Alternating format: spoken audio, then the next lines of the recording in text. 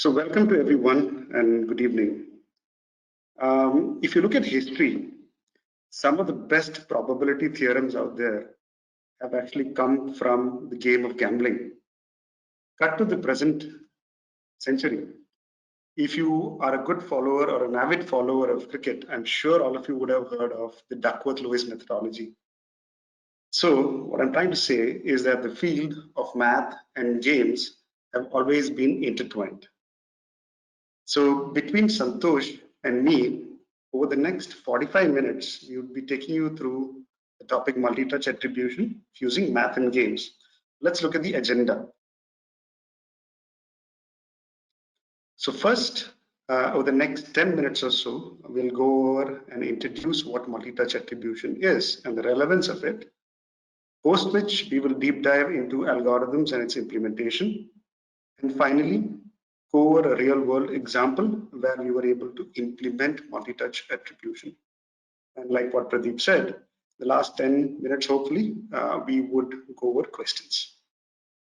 All right. So let's get started by looking at a couple of video clips. And I'm hoping that most of you follow and understand football. If not, I will try and do some commentary here to kind of articulate what's really going on over here. Santosh, if you could play. Yeah. All right. So that's Lionel Messi, arguably one of the best players in the world right now. And what he's doing there is scoring a penalty, right? Where he's the lone person over there and he's scoring a goal. Now let's look at a different scenario. That's Suarez, one of the Barcelona players, and that's Iniesta who lobbed the ball. And finally, you've got that's Messi again, and he taps the ball into the goal, right? So what's really happening here, and why are we going over this? In both these cases, Messi is the person who's scoring the goal. So naturally, what comes to your mind is, should Messi get all the credit? But in the second case, what you see on screen, we've really laid it out, in a two-dimensional form, is the entire gameplay that is happening here. So Alves is one of the initial players. He passes the ball to Suarez, and then he passes the ball to Iniesta, and then again to Suarez, and finally Messi. And that's really the touch sequence happening, right? So on the right-hand side, you will see that sequence being laid out, right, in that arrow format, right? And the end outcome over here is scoring a goal. So if we were to argue that Messi should get all credit even in this gameplay, that's called last touch credit allocation. So now this is a very simple and intuitive way of allocating credit, but it's very subjective, right? You could start arguing saying that Alves, who started the entire gameplay here, who was the first person to kind of pass the ball, right, should get most of the credit. That's first touch, right? So he gets 100% credit for the goal being scored. Now, we could again argue, we can start thinking about it, we can go a bit more deeper, right? So that's where fractional credit allocation comes into the picture. You could argue that, hey, there were a lot of players on the pitch and everybody should get equal credit, right? So that's what you see on the right-hand side, where 20%, all 5 instances of the touch get equal credit. That's linear way of allocating credit. Next up is you could again go ahead and argue a little bit further that, hey, if not for Messi finally tapping the ball in, this entire gameplay would not have resulted in success. So let's give Messi a bit more credit. And that's what you see on screen here, which is time decay way of credit allocation, whereby Messi gets higher credit and progressively when you come back, Suarez, Iniesta, and finally Alves gets progressively lesser credit. That's a time decay way of allocation of credit. Now there's another way to allocate credit again, which is called positional, whereby you could argue that Messi, being instrumental in tapping the ball and scoring the goal, as well as Alves to start the entire gameplay, should get a bit more credit than the rest of the players here. Again, I could still argue that Iniesta, one of my favorite players, if you go back to the clip that we just showed you, did a fantastic lob to really set up Messi for the goal, right? So he should also get slightly more credit. If we do that, then it will form a W shape, right? That's the W-shaped positional credit allocation that you can do. All right. So now we've seen various ways of credit allocation through the example of football, and we've seen the relevance of touch sequences, right? But all of this has a lot of parallels in the field of marketing, especially when companies are moving towards an omni-channel strategy. Now, let me try and explain what omni-channel strategy is. It is nothing but leveraging all your channels to give a unified customer experience. Now, what that essentially entails is that when there is a marketing message to the customer, that is more, it would be more dynamic, right?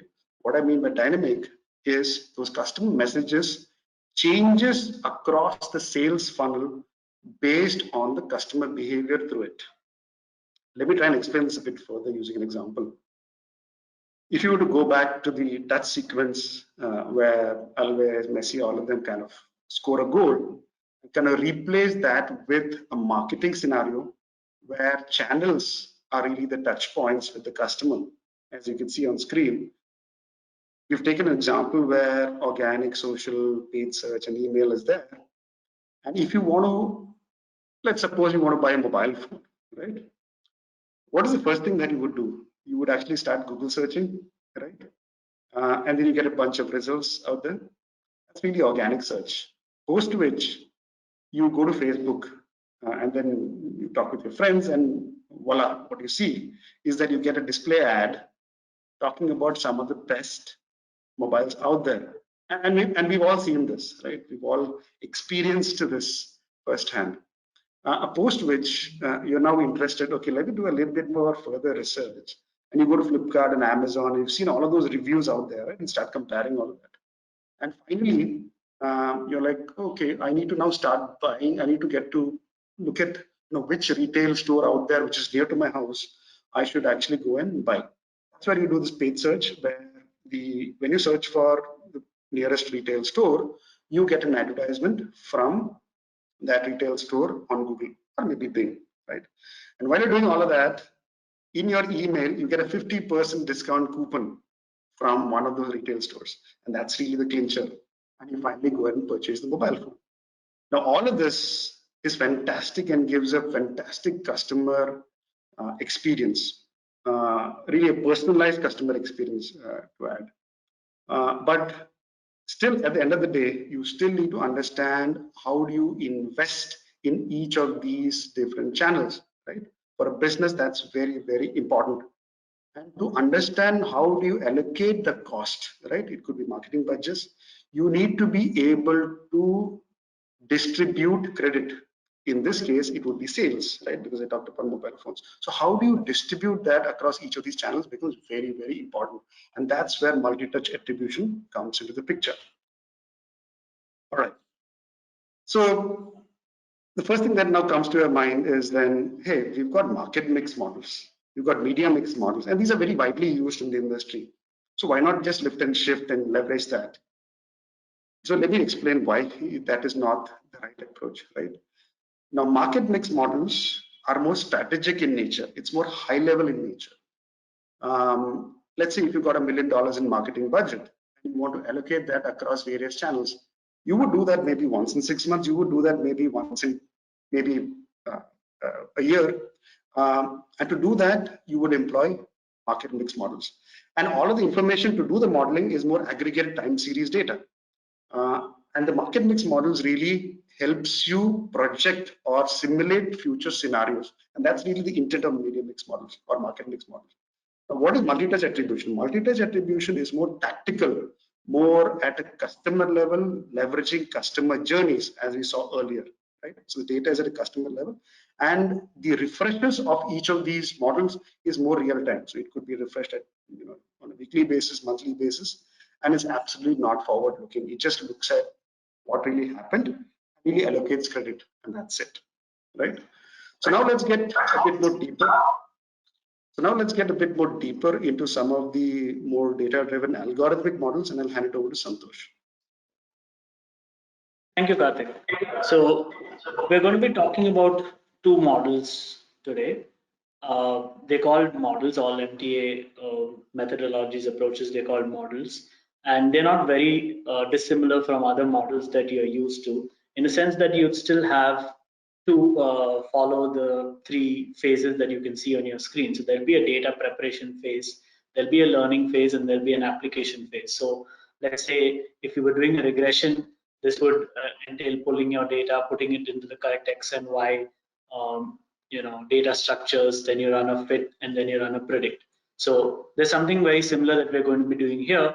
The data preparation phase is going to entail setting up your sequences in the format that we spoke about, right? So where you've got the first touch, second touch, third touch, onwards up till the last touch.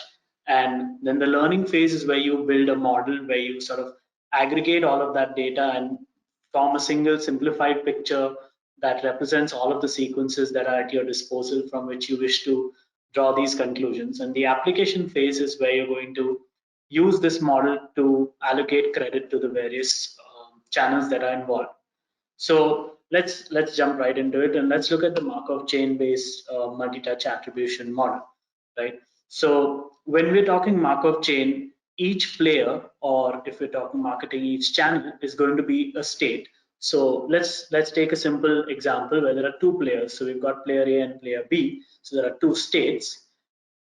In Markov chain, you typically add three more dummy states. So those dummy states are the start state, the non-conversion or the miss state, and the conversion or the goal or purchase or whatever is the correct one for that scenario. But there'll be these three dummy states. So the start state is intended to provide a common starting point for every sequence. Rather than have each sequence starting at different places, we have a common starting point which is fixed for every single sequence. We put it in place retroactively, and then we go ahead and build our model. So what does the model entail? So each ball movement or each interaction is going to be a state transition, and what we need to learn is the probabilities, the conditional probability that each of these transitions actually takes place, right? So let's start with a simple example. You go from start to A to goal. If that's one of your sequences, Markov chain works so that the next state at any given point depends only on the current state. For which reason we can break up this chain of events, this sequence of events, into two pairs, start to A and A to goal. Once we've broken up this sequence into two pairs, we can do the same thing with pretty much every other pairing, and we're left with something which looks like this, which is an interconnection wherein the start state, because of its nature, doesn't have any incoming arrows. The miss and the goal state don't have any outgoing arrows, and all the other states are pretty much interconnected. Now, if we had, let's say, 10 pairs that began with the start state, of which 8 ended up at A and 8 and 2 more ended up at B, then we'd get probabilities like this, which had 0.8 for A and 0.2 for B. And the same thing could be carried forward. And we do the same thing for all the other states. What we end up with is a state transition diagram which looks like this, right? And the outward arrows from each state would total up to 1. So I'll give you a few seconds to just go over this, and I'll be right back.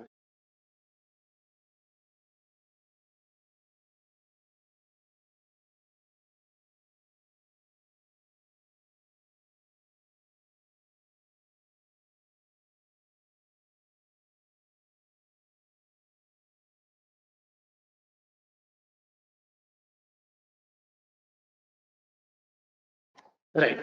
So once we've got the state transition diagram, we're finished with the learning phase, and we can move on to actually applying this model. So what we're going to do here is we're going to apply a concept known as the removal effect. So we're first going to find out something called the total probability of conversion. So how we go about this is that we go back to our model, and we find all the paths that move from the start state onwards up till the goal state. So we move across these paths and we multiply the probabilities that we come across.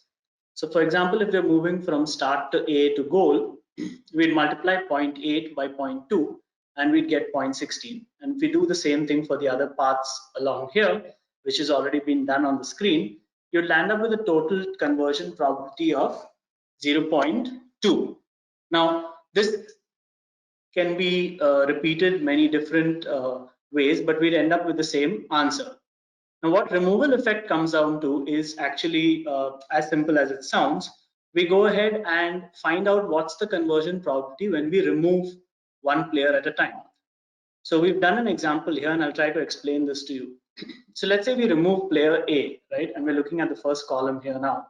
If we remove player A, you'll be left with a state transition diagram that looks like this, leaving the only path from start to goal via B, which would mean we look at this last piece here, which is 0.2 into 0.05, and we're left with a conversion probability now of just 0.01. So we started with 0.2, we ended with 0.01 having removed A. So the removal effect is what's calculated this way, which is the 95% reduction. Now we can do the same thing for B. Were we to remove B, we're left with this path. That's 0.8 into 0.2, which is 0.16, and we get this resulting drop from 0.2 to 0.16 as 20%. Now, how the credit gets allocated now is we take this 0.95 and we take this 0.2 and we sort of spread this out to be a total of 100%. So we add them both up and we redivide this. So we get 83% to be the share of A and 17% to be the share of B. So I'll give you another 5 or 10 seconds to just go over this, and if you have any questions, you can pop them onto the questions window, and then we'll move on. We finished with this example, and what I was going to cover next from here on is where this gets complicated. So often enough, you'll find that there's not going to be just 2 players, and there's going to be maybe 5 channels, 5 players, or in a real life scenario, maybe 11 players, 20 players in the squad. So when you go to actually apply this, 2 things happen really quickly. One is the volume of data is going to go up quite high. So when you need conversion and non-conversion data, the ratio is roughly usually 1:9 or 2:8. So when you're using both of these sets of sequences, the conversion sequences and the non-conversion sequences, the volume of data is pretty high, and you need a system that's really going to give you that throughput. So that's one thing that with Markov chain needs to be kept in mind. The other thing is the explainability and the understandability of this model. So as you've probably noticed, everything in this model centers around conditional probabilities. So if there's one thing you need to take away from Markov chain, it's all probabilities, right? Once you've calculated the probabilities, everything else just is very simple. But understanding probabilities is not always easy, especially for non-analytical stakeholders, and especially when you've got so many probabilities spread across 20 different channels and players, it doesn't work out so easily. And hence there's another algorithm that we're going to be talking about, which is the Shapley value algorithm. Now the Shapley value algorithm is actually pretty old. It's near on 70 years old, and despite that, it's quite popular. If you've used Google Analytics 360, you'd see that there's a data-driven algorithm option in there, and the algorithm that's under the hood for this option is the Shapley value algorithm. Now, Shapley value again has the same learning and application phases, but the learning phase is far simpler. There's no probabilities involved this time. We don't want to talk about non-conversion events either. We're going to just talk about payoff, the goals, right? So the first thing that we're going to do is think combinations, right? So if we've got 3 players, A, B, and C, there's 2 raised to 3, which is 8 possible different combinations of these players, right? And what we do here is we try to find out what is the goal contribution of each of these different combinations. So that's very easy when you talk about single players like A or B or C, but let's talk about a combination like AB or BC. To find out the total goals contribution of BC, you need to know how many goals B scored, how many goals C scored, and how many goals were scored by B and C together. So 9 and 4, and probably 2 goals was scored by B and C together, giving you this total of 15. So it's all combinations that we take into account here. So if Markov chain was all about probabilities, Shapley value is all about combinations, right? Once you've got all the required combinations and you've evaluated them, Shapley value again boils down to something very simple, which is a lot of subtraction work, right? And I'm going to give you an example of how this actually plays out in this particular scenario. So what we need to figure out is what's known as marginal value, and then we take the average of all these marginal values. So when you've got three players, there are six possible ways in which you can arrange these three players, the six sequences that you can put them into.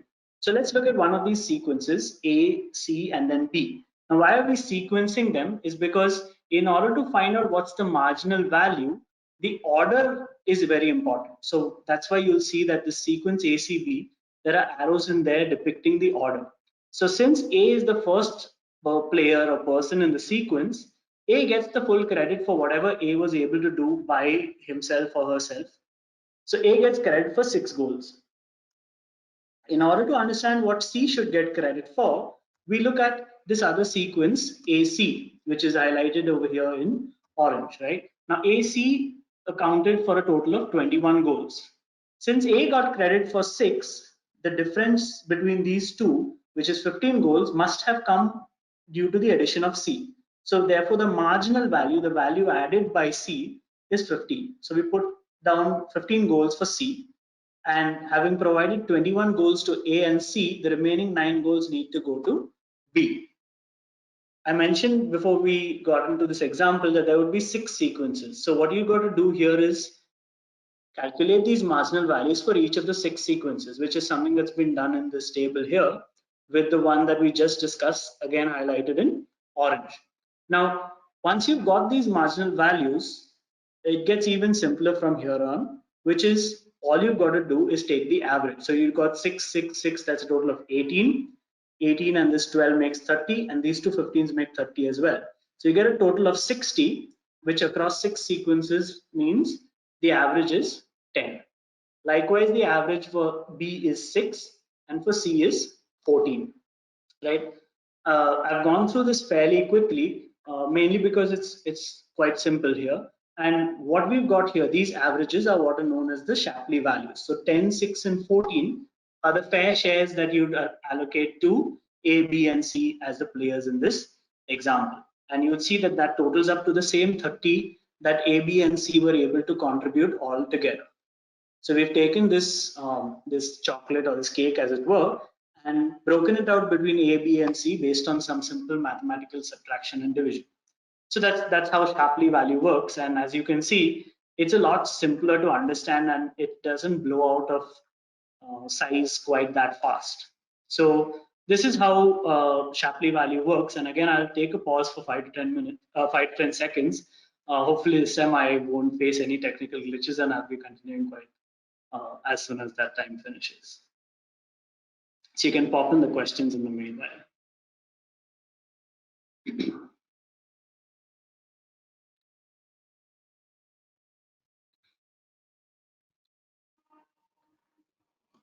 Right. So we promised you a little bit of games in here, and since Kartik left off with the football, we've done quite a bit of math. So we want to go back to something a little lighter, and we're going to go back to football for a while, and we're going to talk about La Liga 2014-15.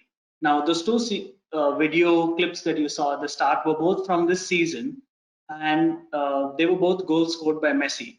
So we took a look at Barcelona's season in La Liga 2014-15, and that was the first season for MSN. That was the season in which Suarez was signed by Barcelona, and that season they won La Liga, scoring a total of 108 goals. So for those of you who are avid Messi fans and Barcelona fans, you probably remember this was also the first season of Luis Enrique as manager. Anyways, during this season, there were 108 goals scored, of which this trident of attacking players dubbed MSN were credited for 75% of the goals, right? And looking at this statistic by itself would typically lead you to the question, well, surely there were 11 players on the pitch. were they just making up the numbers? I mean, were they just there because you need 11 players to play? So, well, it looked to us like a good place to put in some MTA, and that's what we went ahead and did. So we've got a goal scoring chart with last touch, which is the official way of doing things, and that's what's in column 1 over here, or column 2 really, where you've got the goals that would go in by last touch, and you can see the Messi, Suarez, Neymar rows total up to a significant amount, which is 75%. And then you have the other two rows where you've got Markov chain MTA and Shapley value MTA respectively being applied, and you'd see those numbers significantly lower. So the gray ones with Messi, Suarez, Neymar, they clearly lose a lot of credit when you move to these MTA techniques, whereas the blue ones, right, the players that you'd see there are fairly famous players in their own right, but they're always the background players, the ones, the creators, the ones behind the scenes who really make things happen, but are not often on the headlines. And Shapley value or Markov chain allows you to find the importance of those players, right? So to just summarize this table, the credit for MSN fell from 75% down to just 40 to 45%. And we found a lot more players that deserve credit. And if you look at these players and you follow the team, you'd probably agree that these were by far the most important players in the team for that year, not just Messi, Suarez, and Neymar. So this is the example that we took. And now that we've talked through the output, I'll just take a little while and show you a few code snippets of the method by which we got to this output. And we won't go line by line, of course, it would take way too long. So I'd just call your attention to a few certain pieces of the code, and then we can see how we've got to this particular point. So what I'm going to do is I'm going to cover 5 specific things. The first one is where we got this data from, how it looked, and how we got it to look the way we are used to seeing data. The second one is building sequences, or if you remember, I spoke to you about the data preparation phase. So that's the one we're talking about here. And then we've got the 2 algorithms that we applied. For each of them, I'll talk through the learning and the application phases, show you a few snippets of the code. And lastly, I'll show you the results that we just saw, but as they came out of the data without any formatting and beautification. So first up is the data, and I want to call out here that the data that we got is from StatsBomb. StatsBomb has all of this data uploaded for free online, and it's very detailed data. It's good data to do a lot of football analytics with, and all of this data is loaded up as JavaScript object notation format, or better known as JSON, right? And there's different data for competitions, matches, and the events within matches. Within each match, or I mean, forget each match, within each minute and second, they've got tens and multiple events that are logged into their data. So what we did is we pulled out all of the events for, like we said, Barcelona in La Liga 2014-15, and we pulled out the required columns. And what we've got here at the bottom is the output from the data pull activity, where we've got for each row representing one event, and for that event you know which match it came from. There's a unique ID, there's a sequence number, there's the match minute, there's the team that is actually responsible for the event, there's a team that was in position at the time of the event, there is whether there was a shot taken or not, who's the player who actually was responsible for the event, what was the outcome of the shot. It's pretty detailed data, and this is only a subset. So that data is really something that anyone interested in football should have a second look at. Now, once we got this data, we had to arrange it into sequences. As I mentioned, that's always going to be the first step before we can go ahead with any sort of MTA. Right? Whether we're doing the last touch, first touch, the simpler heuristic formats, or we're doing a little more aggregated algorithmic format, we still got to get the sequences. So we did a little exploration. We tried to find out what would be a good sequence length. This is often a question mark that comes in when you're doing MTA, how long a particular sequence should be, and depending on the situation, depending on some exploration that you do, you come up with different answers. So here, when we looked into the data, we figured that 15 events would be a good place to sort of stop, right? Behind 15 events was very few sequences were longer than 15 events and had anything much of value in there. So we clipped it at 15 events, and you can see that in the first highlighted box on the screen, right? At the end over here is where we've got the 15 and the 0. So anything between 0 and 15 for that given event index is what we've taken. And then we've rolled it all up into a sequence. You can see those sequences at the bottom here.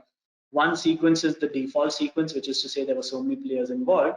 And the other one is where we put in the dummy start state that you can see here and the miss state at the end for Markov chain calculations. The last touch is very simple. In this sequence, we just take the last touch. So you'll see that here an x-1 index will give you the last touch for this particular player, right? For this particular sequence, sorry. Now, that was how we built the sequences, and that's what we did for last touch. Now, coming to Markov chain, right? So, as I mentioned when we were explaining Markov chain, there's only two things that are important: the from state and the to state. So, you'll see within each sequence we're looking at current and next. So, we've broken it into pairs with from and to, and then we've done a basic pivot, which is to get you the function that's applied. You'll see here as a count. So, we're going to do a basic pivot from to and get the count. So we get maybe, like I mentioned, 10 places starting with start, state, and 8 here, 2 there. Essentially, once we've got the counts, we can convert them into conditional properties. Very simple division, right? And then we go ahead and apply Markov chain. So here I want to call out that if we did go about doing all of that traversal business and finding out all the possible ways of going from start to goal, we take very long to finish. The efficiency would be very low. So there's this other concept that we've used. It's called absorbing Markov chain. You can probably Google it, and there's a very simple and clean Wikipedia page for this concept. So what this concept is all about is your miss and your goal events, right? Those are absorbing events, absorbing states rather, right? Where there are no outgoing arrows from those states. Because there are no outgoing arrows, they are termed as absorbing states. And you can use this concept to find the absorbing probability, which is the same as your conversion probability. So you divide your transition matrix into a few simple parts, and you do some matrix, multiplication and division, which is what we've done in this function. So when you look up absorbing Markov chains, you'll understand this function here. And essentially, all that we need to do from this point on is provide any transition matrix to this function, and you get the conversion rate. So that's what we've done to get the base conversion rate. And then after that, you do the removal effect. So if you remember, all we had to do is remove one player literally. So you'll see here, you can see that there is a drop for axis 0 and axis 1, which literally equates to, in a matrix, you're removing one player.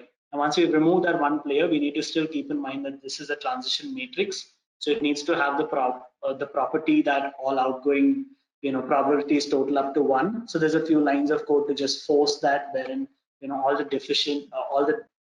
gaps, discrepancies between the actual total and 1 were added into the added as a probability of going to a miss event. And then you pass the same updated transition matrix to the function, and voila, you've got your conversion without that particular player. So once we've got conversion without and conversion with, you'll see that we're doing just removal effect at the bottom here, conversion without upon conversion with, right? And then this line at the bottom, this block at the bottom, is where we've done the last piece, which is to take each of the removal effects and divide it by the total removal effect that we found here. And because that gives us only the share and we want number of goals, we're multiplying it by the total number of goals, so 108 in this case, and we get the number of goals scored by each player. So this is how we implemented Markov chain for MTA. Likewise, we'll talk through Shapley value really. A quick time check, Santosh. Sure, Kartik, sure. So for Shapley value, again, it's all about combinations, like I said. So I'll skip the top part where we've summarized the subsets, and I'll talk about the bottom part. So you can see here where we've pulled out each subset. We're using binary combinations, so ones and zeros. I think all of you would have been familiar with that from way back in college days. So we're using that concept to just get the little summary that we need. And then we're again doing the application. So again, on this page, you'll see that the application looks very different here from the simplistic view that I've showed you earlier. Now, the reason being, again, if we sat and subtracted and found each sequence and so on, it would take very long. So for an optimization, what we're doing is we're using this equation. This equation, you can again Google it, and there's this clip is again from Wikipedia, so you should find it very simply. What we're doing is finding all the sets which don't have a particular player. So if there were n players, we remove the player I, get all the subsets that have no I in them, which is what we're doing here. If the particular player I is a 0, then we do the value, the payoff with I minus without I is the same thing that's being done here, and multiplied by factorial into factorial upon factorial. So you see those variables here. There's factorial 1, 2, and 3. So a straightforward translation of this equation, nothing very complicated in here. And these are the results that we got. These are the results that we showed you at the top, and just wanted to come back to them for a quick check. So these first 3 rows are the ones that we talked about, where last touch gives you a lot of credit to the first 3, and the other 2 give you the results that we saw earlier. So now that we walked through what Markov and Shapley value are, how they work, how they can be applied, what's the code behind them, let's take a look at how these can add value to businesses, to your clients. And for that, I'll just hand this back over to Kartik, who's going to walk us through a case study. Thank you, Santosh, for that deep dive on the implementation. So one of the very interesting areas where we've applied multi-touch attribution is for a Fortune 500 bank. And I say interesting here because this particular bank already had a very sophisticated next best product model in place. Now, what that essentially does is drive a lot of the cross-sell, upsell from a marketing perspective. Let's take an example here. If somebody is calling in to the customer care, right, which I'm sure all of us have called into the bank's customer care at least once, what essentially happens is if you are going to inquire about credit card, and the MVP model could possibly suggest that the next product that the customer should go for is a personal loan, right? So then the customer care officer is going to suggest personal loan to you. So now all of this was really working fantastically well for the client, and with the MVP model, they were seeing a significant lift in sales. All right.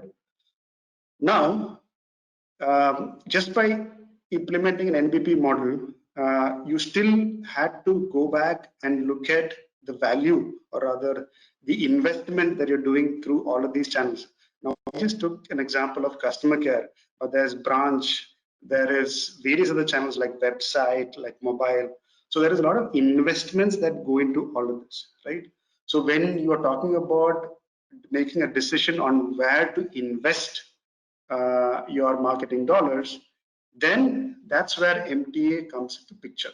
So even though they had an NPP, an MTA model was required to understand and allocate credit across various channels. But what they used was last touch attribution. Now, expectedly so, that lacked credibility with senior stakeholders.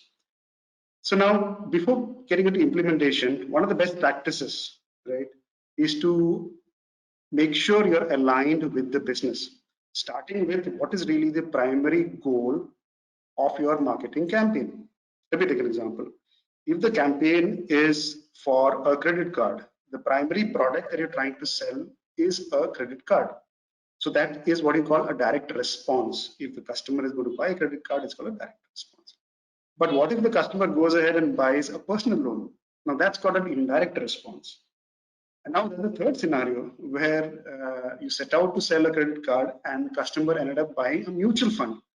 Mutual fund is a wealth product, and I'm sure all of you are aware of mutual funds, right? In India, there's a lot of marketing around mutual funds going on. So what is that? What is that? That's really halo impact, right? So the halo effect of trying to sell a credit card is a sale happening on mutual fund. So you take all of this into consideration. Do you want to kind of focus only on halo impacts? Do you want to focus only on direct impacts? That's very critical in terms of what is the base you're looking at and what is really your end outcome.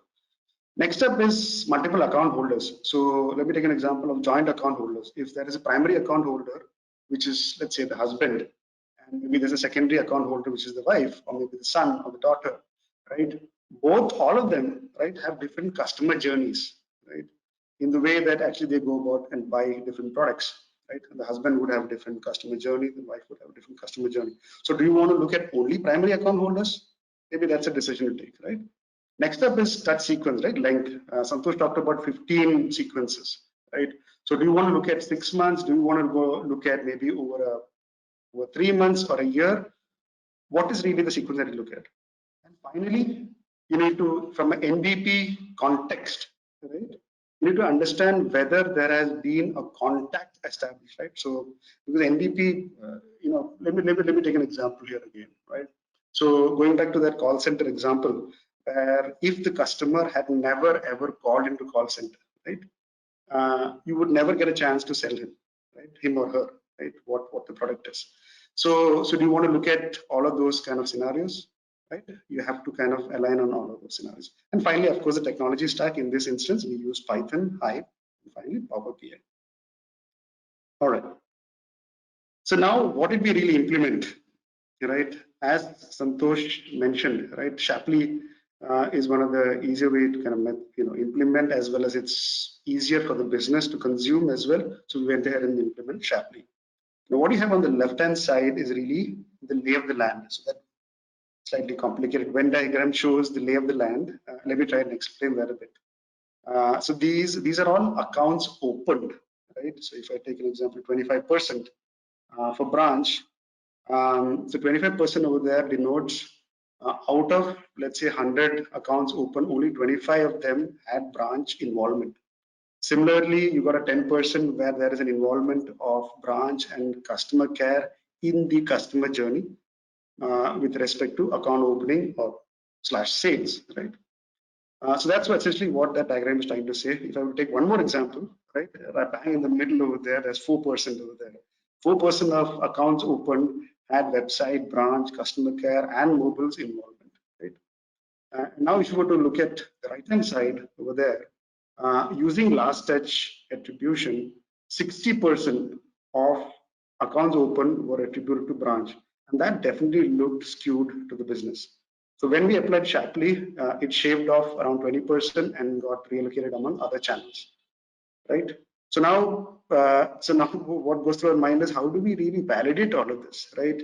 For an algorithmic model, two ways to do a sniff test over here is the order of allocation, right? For example, you see branch has got higher allocation, followed by website, and then followed by customer care, and finally mobile. Should that order should be followed, given that branch is the largest channel, followed by website, and then customer care, and finally mobile, right? So the order is important. Second up is, what if the allocation in branch fell from 60 to 20%? So that's not possible, right? Mathematically, it's not possible because branch alone contribution was 25%, as you saw on the left-hand side, right? So it can never go below 25%. So that's the second sniff test in terms of validating this algorithmic model, right? So what all of this helped us do is really, help the business make in-flight adjustments to various marketing tactics, right? For example, do we want to kind of spend more marketing dollars and showing advertisements in mobile phones, right? When customers are logging into mobile phone, do you want to show more advertising, right? Especially now that we see that the contribution of mobile is not 5%, it's actually 10%, right? So those are the kind of decisions that does not have to wait 6 months or a year. You can make that on the fly on a weekly basis. And that's the power of multi-touch attribution. And as you can see on screen, all of this resulted in fantastic feedback from the customer, as indicated by this sort of feedback, right? It was great implementing multi-touch for various customers. Right? So that brings us to the end of our presentation, and now we'll break for questions. All right, so let me bring up the questions.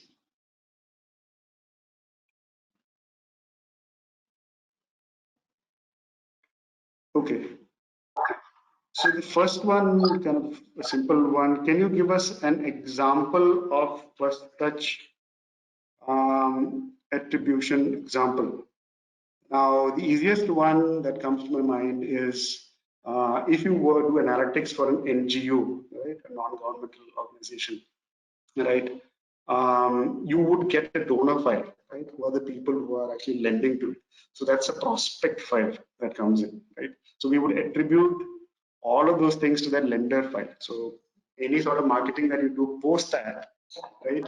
You don't really attribute to subsequent touches, right? You focus more on that initial first input that you get, and that gets all of it. So that's first touch. All right. So Santosh, can you see these questions? Do you want to take any one of them? Sure, Kartik, sure.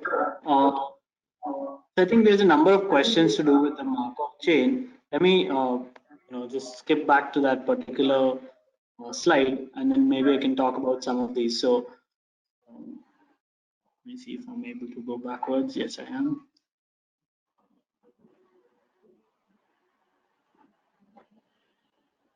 Sorry, one second. Right. So this is a slide where we discussed all of our calculations, right? And there are questions to do with what is, so there's one question here which says, what does the self loop suggest? So in this particular scenario, for example, the self loop suggests that, let's say this player went ahead and dribbled for a few, steps. So the next event was not a pass, it was a dribble. So the movement of the ball that we're tracking here is from A to A. It was not really from A to anyone else. So that's what the self loop would suggest. But if we were to talk in a marketing sense, the self loop would suggest that having gone for organic search, having the first touch from organic search, the second touch was also from organic search, the second touch in your sequence. So that's what the self loop is, right? The next one is how do we get these probabilities? So I did kind of explain this in the middle, but I'll give this another shot and hopefully that helps you. So when you've got any sequence, let's say you went into your data and there was a sequence that went start A B goal, for example. Now because it's Markov chain, right? You need only pairs of events. You don't need the full chain. So you break it up into start A, then A B, and then B goal. So from a single sequence of uh, you know two players and three ball movements, you've got three different from two pairs. So you get these from two pairs all through, right from every single sequence that you've got, and you basically count. So for example, if there were 10, and that's the example, I think there's another question to do with the same thing, right? If there were 10 such pairs which were originating with the start state, of which 8 ended with A and 2 ended with B, that's how we get 0 0.8 and 0.2. 8 out of 10, 2 out of 10, right? So this is something that we can do for any of these. So once you've broken them into from and to pairs, like a left-hand side and a right-hand side, how many of these states start with the same left-hand side? You count that. You count how many end at any given right-hand side. So let's say if we look at A and then miss, you count the number that start with A and end with miss, and you divide it by the total number that started with A. That will give you the conditional probability for A to miss. Likewise, you'd get any of these probabilities. So this A, there's another question here which says, what does A 0.05 and 0.1 for B mean? So again, I think that's a question about the self loop, as it was. I have explained that already, which is how many times the ball was from A to A, or how many times the same channel appeared one behind the other. How we calculated share of Markov chain is a very general question. I won't go over it all over again, but it's all about removal effect. You get the conversion probability before removal, the conversion probability after removal. You find out what's the dip. That's the removal effect. So once you've got all the removal effects, you just add them up and you resize them to ensure that the total is 1. And that's what gives you the shares. That's the 80%, 83%, and 17% that you'll see on your screen. Right? What else? How have we come up with 0.8 and 0.2? So that one as well I've covered. How do you calculate the conditional probabilities? Again, that's just what we covered. I I think a lot of these questions. Go ahead, Santosh. Sure. There's one here on how do we get the 1.15. So I'll just cover that one. The removal effect that we got from each of these, right? So for A, the removal effect was 0.95, which is because it dropped from zero point 0.2 to zero point 0.01. And for B, it dropped from zero point 0.2 to zero point 0.16, so it was 0.2, right? Now, this 20% drop and this 95% drop, they won't add up to 100%, right? So we add up both these deliberately. We force the addition, we get an addition of 1.15, the sum of both these numbers, and we resize these two numbers so that they will forcefully add up to 1. So 0.83 and 0.17 will definitely add up to 1. And then we use those reshaped numbers in to get your shares. So hopefully that helps, Murli, right? Kartik, sorry, which question were you focusing on? There's a question: is Shapley algorithm more efficient than Markov chain? I think you did cover. Maybe you can call it out again. Sure. So Shapley value typically, as far as I've found, is often not more efficient than Markov chain. Markov chain is really fast in that sense because all you're doing is basic counting, simple pivot like I was showing you in the code that when we went through it. A simple pivot gives you the numbers for Markov chain. And you're able to go through it. But as you've probably seen from these questions, right, the explainability for Markov chain, the understandability, especially, I mean, even more so for non-analytic stakeholders, is a lot more difficult when it comes to Markov chain and a lot easier when it comes to Shapley value. So nowadays, machines, you have enough of capabilities, resources to use a little less efficient algorithm if it's able to explain your problem better. And often that's where Shapley value really shines. So we make use of different architectures and optimizations, and use Shapley value because we can explain it easier. But if Markov chain is easy to digest, or if your client's familiar with Markov chain already, there's no reason to pass it over in favor of Shapley value per se. Right? Any other questions, Kartik, that are jumping out from this list? The question is, how do you get these probabilities? I think we've applied. Can multi-touch attribution be applied to any product-based business? So this is from Dheeraj. So I think product-based, in the sense, the example that I think I had covered is for specific products. So yeah, I don't know if you are alluding to other than B2C versus B2B. Then I think even at, it's more about how you're doing the marketing across which channels. So even in the B2B world, if you're doing any sort of marketing across different channels, MTA is absolutely applicable. So it's about allocating credit across channels. So even in the B2B world, you would be doing marketing. How do you identify a user across multiple channels, and more importantly, their order? Right? So the order is, of course, comes from. You want to take that, Santosh? No. I was. You can go ahead. So from my perspective, the order definitely comes from looking at data and the timestamping, right? So all of the data, transactional data, when you look at it, and you look at where, let's say a customer is logging into a website, a customer is clicking on something, there is cookie information, there is transactional information, all of that is timestamped. So the order is very clearly evident, and then you'll be able to stack them up, right? And I think the other part to it is, how do you identify user across multiple channels? So that is definitely quite straightforward, given that the tagging has to happen, right? If somebody is swiping their credit card, of course, that's point of sales. All of that information is there, whether it is brick and mortar, which is in branch, versus, let's say, online. So all of that tagging is already there in the information. The only place where we did face some challenges, especially in the banking world, was the cost allocation. Was not really spread out across channels, because we were able to do the revenue allocation using MTA, but at the end of the day, you need to kind of calculate and package it into an ROI calculation, right? So the cost allocation for direct cost need to really come from your business stakeholders, right? Otherwise, really, you're just looking at a lot of halo impact and all of that. So the direct mapping, how that which particular campaign led to the direct impact all of the sort of mapping you need from the business. And I don't think there were any major walled gardens. I think somebody was asking about GDPR and data. I think from that perspective, we need to kind of work with.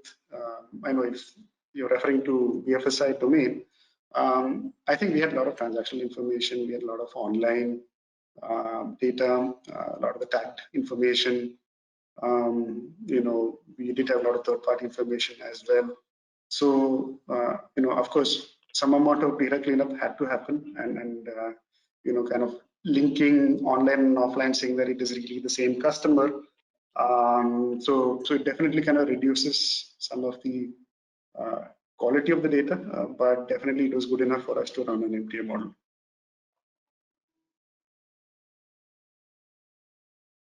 I think we're already 2 minutes over, so maybe one final question and we can close, I guess. Santosh, you want to take anything over here? There's a question here, Kartik, about adding one and removing one. So Yash has asked a question about this. So it's basically whenever you've got a transition matrix, right? And in general, whenever you've got probabilities, the total probability always needs to be 1, right? So for if we're looking at this the screen still, the outgoing arrows from any of these states needs to total up to 1. So when I've removed one of these players, right? So let me give you an example that's still on the screen. Let's say I've removed one of these players, right? I've removed A. Now what happens is the outward arrows from, for example, start doesn't add up to 1. You see, so I've violated a basic probability concept here. The same way, when I've removed a particular player, now the outward arrows from B will not total up to 1. So if you look here, it's 0.1 and it's 0.05 and it's 0.35, which is a total of just 0.5. So this is not mathematically sound. So in order to fix the remaining missing probabilities, we add it all up into the miss, right? So since there's no A, all the rest of the time we're assuming that the goal has been missed. So this 0.8 goes straight from start to miss because this total needs to be 1. And similarly, what's the deficit here of 0.5? It goes here, which becomes 0.85.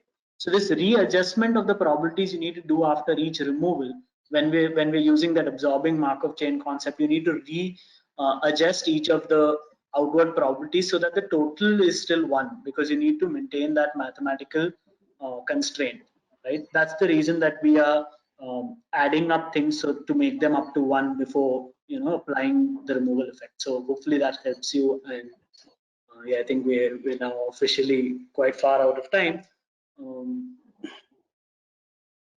Pradeep. All right. So I think maybe we can then close. I think one final question, is Shapley combinations are made with probability ratio. So that maybe we just need to kind of reemphasize, marginal value in Shapley just one last time, given that we spent some time on it. Sure. Yeah. No, so those combinations are a whole different idea. They're not made with probabilities per se, right? You'd still need counts both for Shapley value and for Markov chain. You need to know the total number of goals. But where in Markov chain you just take the counts and start dividing one by the other in order to get probabilities. In Shapley value, you've got to do combinations. So let's say when you completed this exercise, right, of just taking the counts, if we go back to our Shapley example, right? So if A has got, we took A has got 6 goals and B has got 4 goals. So if A and B together, playing together, for some reason when they combined with each other, if they had scored, let's say 3 goals, then AB would need to be 6 plus 4 plus 3. So that's where the combinations come in again. So you find all the combinations first, and then for each combination, you need to again add up all of its subsets in order to get this. So it's a lot of repeated addition across the combinations, but there's no probability involved here. So literally, you don't need to worry about all of that NS upon NA business or conditional probability or any other theorems or probabilistic ideas. There's no probability here. It's all combinations. So you need to know what are the possible combinations of A and B, or what are the possible combinations of B and C, and then you've got to add up across that. So enumerating the subsets is the core of learning this Shapley representation that we need for our application. And probability is a concept that you're needing heavily for Markov chain. combinations is a concept that you're going to need very heavily for Shapley Valley. There's no overlap. All right. So that's it from us. Back to you, Pradeep. Thank you, Santosh. Thank you, Kartik. Thank you both for taking our attendees through various concepts of multi-touch attribution. I'm sure they found it very helpful, and it was an engaging session. Thank you for answering all those questions. So we look forward to hosting more such sessions in the near future, and wish you all very best and have a nice evening.